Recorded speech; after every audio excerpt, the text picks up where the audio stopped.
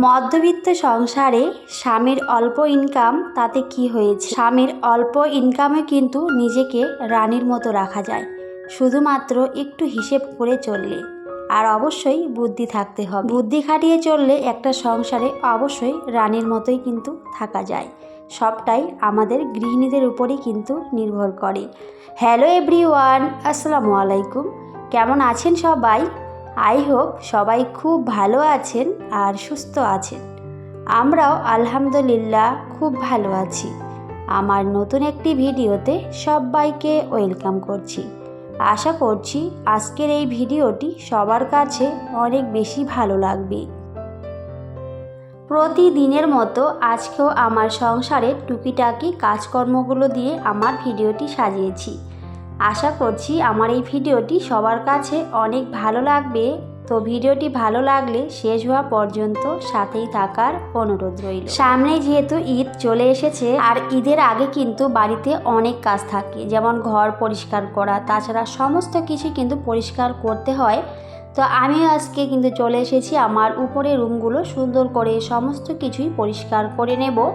আর যে জিনিসটা একটু কম ইউজ হয় দেখবেন সেই জিনিসগুলো কিন্তু একটু বেশি পরিমাণে নোংরা হয়।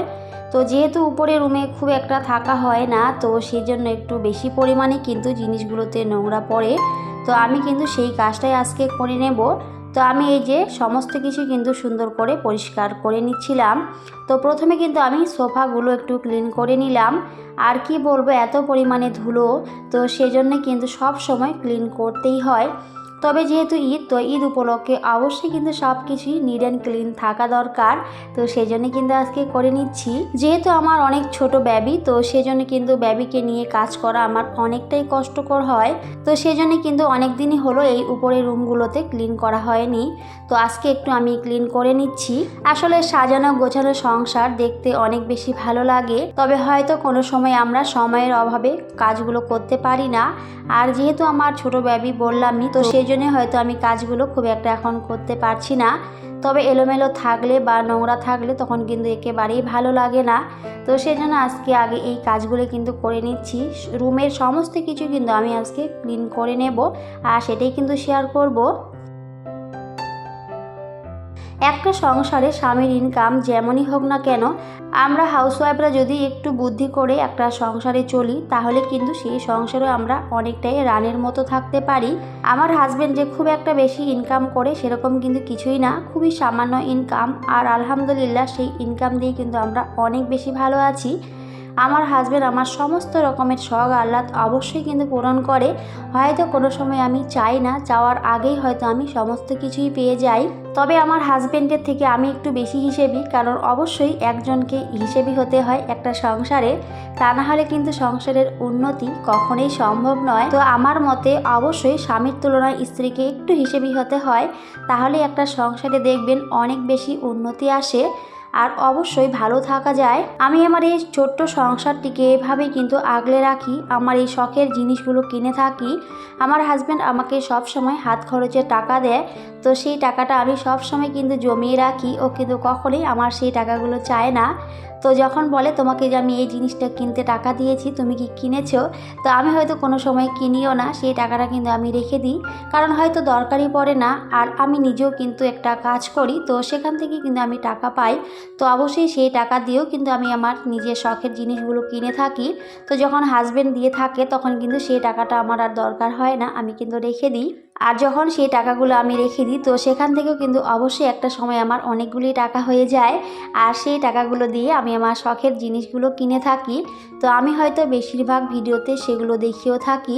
আমার এই সংসারের ছোটোখাটো জিনিসগুলো কিন্তু আমি একটা একটা করে কিনেছি, আর সবটাই কিন্তু আমাদের দুজনের জমানো টাকা দিয়ে আমার হাজব্যান্ড আমি দুজনে মিলেই কিন্তু আমার সংসারের প্রত্যেকটা জিনিসই কিনেছি। অনেক শখ করে আমার এই উপরের রুমগুলো বানানো হয়েছে, আর এখন চেষ্টা করছি একটা একটা করে শখ পূরণ করতে, কারণ ঘর শুধু কিন্তু বানালেই হয় না, সেটাকে সুন্দর করে সাজাতেও হয়। তবে আমরা চাইলেও হয়তো সমস্ত কিছুই কিনতে পারি না। তো এই যে বললাম প্রথমেই একটা কথা, যে আমরা মধ্যবিত্ত। আসলে মধ্যবিত্তদের অনেকটা হিসেব করে চলতে হয়, আর অবশ্যই ধৈর্য ধরে চলতে হয়। আর সময়ের কথা আর কি বলবো, প্রচুর সময়ের অপেক্ষা করতে হয়, কারণ একবারে কিন্তু কখনোই একটা সংসারে আমরা অনেক কিছুই পেয়ে যাই না, সেটার জন্য অনেকটা সময় পার করতে হয়। আর দীর্ঘদিনের অপেক্ষার পর যখন একটা জিনিস কেনা যায় তখন কিন্তু সেই জিনিসটার প্রতি অনেকটাই ভালোবাসা কাজ করে। তো আমার এই ছোট্ট সংসারের প্রত্যেকটা জিনিস কিন্তু আমি একটা একটা করে কিনেছি, একবারে কিন্তু কখনোই কিনতে পারিনি। তো আগের ভিডিওগুলো যারা দেখেছে তারা হয়তো সবাই জানে আমার সংসারের এই প্রত্যেকটা জিনিসই কিন্তু আমি একটা একটা করেই কিনেছিলাম, আর সেগুলো অবশ্যই কিন্তু ভিডিওতে দেখিয়েছি। আর সেভাবে একটা একটা করে জিনিস কিনতে কিনতে আলহামদুলিল্লাহ এখন কিন্তু প্রায় সমস্ত কিছু আমার ঘরের কেনা হয়ে গেছে। তবে হয়তো এখনও পুরোপুরি সব কিছুই কেনা হয়নি, কারণ একটা ঘর সাজাতে গেলে অনেক কিছুরই দরকার হয়। তবে আমার মতে আমার এই মধ্যবিত্ত সংসারে আমি যতটুকু কিনতে পেরেছি আলহামদুলিল্লাহ সেগুলো দিয়ে আমি আমার এই ছোট্ট ঘরগুলোকে এভাবেই সাজিয়ে গুছিয়ে রেখেছি, আর সেগুলো কিন্তু আমি ভিডিওতে শেয়ার করে থাকি। যার জীবনে চাহিদা যত কম দেখবেন সেই মানুষটা তত বেশি সুখী। আসলে আমাদের চাহিদার কিন্তু কোনো শেষ নেই, প্রতিদিন হয়তো আমাদের চাহিদা বেড়েই চলেছে একটার পর একটা। হয়তো কারো যদি কোনো জিনিস আমরা দেখি সেই জিনিসটাই কিন্তু আমাদের নিতে ইচ্ছে করে। তো আমরা মেয়েরা তো আবার এরকমই, কারো যদি কোনো কিছু ড্রেস দেখি তাহলে দেখবেন সেই ড্রেসটাও কিন্তু আমাদের নিতে ইচ্ছে করে। কারো ঘরে যদি কোনো ভালো জিনিস আমরা দেখি আমাদেরও কিন্তু ইচ্ছে হয় যে সেই জিনিসটা যদি আমাদের থাকতো তাহলে কতই না ভালো হতো। তবে যে যার সামর্থ্য মতোই কিন্তু সংসারের জিনিসগুলো কেনাকাটা করে, যার যত সামর্থ্য সেই অনুযায়ী কিন্তু চলা উচিত। তবে আমাদের চাহিদার কিন্তু কোনো শেষ নেই, তবে চাহিদা শুধু থাকলেই হবে না, তার জন্য কিন্তু আমাদের টাকা থাকাটাও অনেক বেশি দরকার। আর টাকার জন্যই হয়তো কোনো সময় আমরা আমাদের চাহিদাগুলোকে পূরণ করতে পারি না। তো আমার মতে আমরা যদি একটু একটু করে টাকা সব সময় জমিয়ে রাখি, যেমন সংসার খরচ থেকে বা নিজের হাত খরচ থেকে বা নিজে যদি আমরা কোনো কাজ করি সেখান থেকেও যদি আমরা অল্প অল্প করে টাকা জমিয়ে রাখি, তো আলহামদুলিল্লাহ সেই টাকাগুলো দিয়েও কিন্তু আমরা আমাদের সেই চাহিদাগুলো পূরণ করতে পারবো। আমার মতে হাজবেন্ডের পাশাপাশি অবশ্যই স্ত্রীদের কিছু না কিছু করা উচিত, নিজের হাত খরচের টাকাটা অবশ্যই নিজে জোগাড় করা উচিত। তাহলে কিন্তু সেই টাকা দিয়েও কিন্তু আমরা আমাদের শখের জিনিসগুলো কিনতে পারি। শুধু যে হাজবেন্ডের উপর নির্ভর করে চলতে হয় এর সেরকম কিন্তু কিছুই না।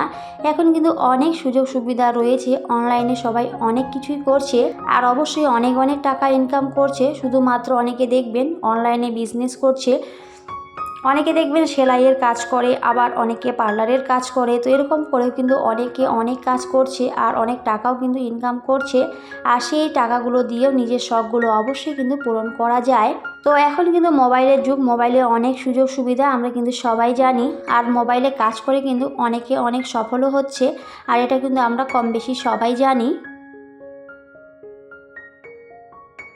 তো যাই হোক, এদিকে কিন্তু আমি অনেক কথা বলেছি, আর কথার ফাঁকে আমি কিন্তু আমার সংসারের কাজগুলো করে নিচ্ছিলাম। মানে এই যে আমার শখের ফার্নিচারগুলো সমস্ত কিছু কিন্তু আমি পরিষ্কার করে নিচ্ছিলাম। একটা ঘরকে কিন্তু তখনই সুন্দর লাগে যখন সেটাকে সুন্দর করে সাজানো যায়। তবে আমার মতে ঘর যেমনই হোক না কেন সেটাকে যদি আমরা সুন্দর করে পরিপাটি করে রাখি, বা ঘরে যেমনই জিনিস থাকুক না কেন সেই জিনিসগুলো দিয়ে যদি আমরা সুন্দর করে গুছিয়ে রাখি, তা কিন্তু দেখতে অনেক বেশি ভালো লাগে।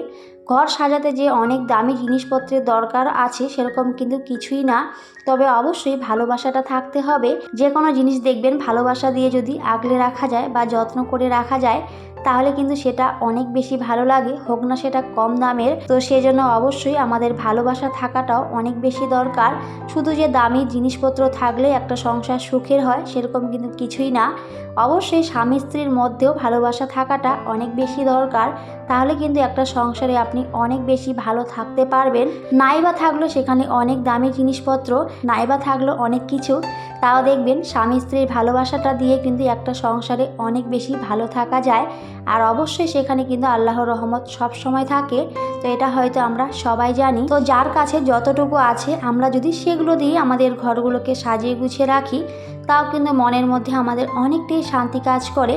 আমার এই ছোট্ট সংসারটিতে হয়তো কোনো কিছুই নেই বা দামি কোনো কিছুই নেই, তবে আলহামদুলিল্লাহ যতটুকু আছে সেগুলো দিয়ে আমি সব সময় সাজিয়ে গুছিয়ে রাখার চেষ্টা করি, আর সেগুলোই কিন্তু আমি ভিডিওতে দেখে থাকি।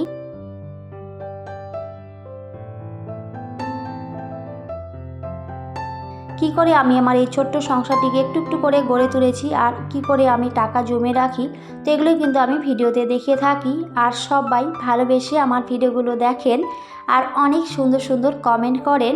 তো সবাইকে অনেক অনেক ধন্যবাদ আর ভালোবাসা। এভাবেই সুন্দর সুন্দর কমেন্ট করে আমাকে উৎসাহ দেবেন নতুন নতুন কন্টেন্ট তৈরি করতে। আপনাদের সুন্দর সুন্দর কমেন্ট পড়তে যে আমার কি ভালো লাগে আমি বলে বোঝাতে পারবো না, অনেক বেশি ভালো লাগে। তবে সবার কমেন্টের রিপ্লাই হয়তো দিতে পারি না, যেহেতু অনেকটাই ব্যস্ততার মধ্যে থাকতে হয় ছোট বেবিকে নিয়ে। আর তার সাথে আমার ছেলের কিন্তু পরীক্ষা শুরু হয়েছে, তো ওকে নিয়েও কিন্তু অনেকটাই ব্যস্ততার মধ্যে দিন কাটছে। তো দুইটা বেবিকে নিয়ে আমার এই ছোট্ট সংসারটিকে আমি যেভাবে সাজিয়ে গুছিয়ে রাখি, তাও আবার হেল্পিং হ্যান্ড ছাড়া, কারণ আমার যে হেল্পিং হ্যান্ড ছিল তার কিন্তু শরীরটা অনেকটাই অসুস্থ। তো সেজন্য খুব একটা বেশি আসেও না বা খুব একটা কাজও করে না। তো সেজন্যই আবার বলেছে যে আবার আসবেও না, এই মাসটা শেষ হয়ে গেলে আবার আসবেও না। তবে মাসটা কিন্তু একেবারে শেষের দিকে। তো জানি না আমার কি হবে, হয়তো সংসারের সমস্ত কাজ আবার আমাকেই করতে হবে। তো কিছু করার নেই, এভাবেই চলছে আমার জীবন। অনেকটাই ব্যস্ততার মধ্যে কিন্তু কাটাতে হচ্ছে। তো সবাই যে আমাকে এত ভালোবাসা দিচ্ছে, সবাই আমার ভিডিও দেখছে, অনেক সুন্দর করে কমেন্ট করছেন, তো সবাইকে অনেক অনেক ভালোবাসা। এভাবেই কিন্তু সবাই আমাকে আগলে রাখবেন, কারণ আপনাদের ভালোবাসা পাওয়ার জন্যই কিন্তু আমার ইউটিউবে আসা। তো সবাই এভাবেই পাশে থেকো, আমাকে ভালোবাসা দিও, এর থেকে বেশি আর কিছুই চাই না।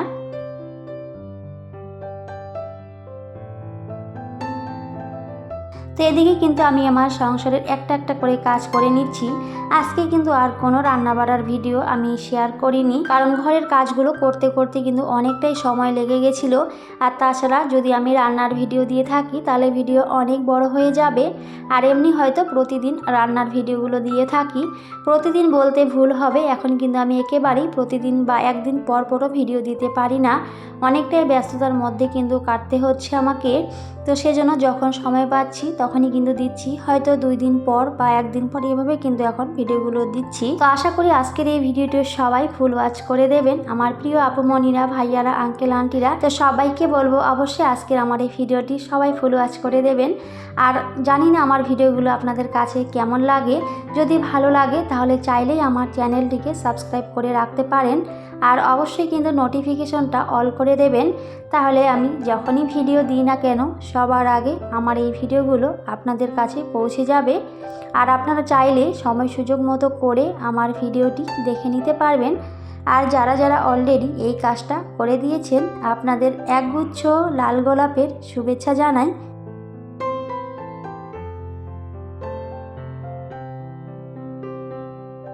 অনেকেই রয়েছে আমার ভিডিও দেখে কিন্তু এখনও পর্যন্ত আমার চ্যানেলটিকে সাবস্ক্রাইব করেনি, তো তাদের উদ্দেশ্য করে বলবো প্লিজ আমার চ্যানেলটিকে সাবস্ক্রাইব করে দিয়ে আমার পাশে থাকবেন।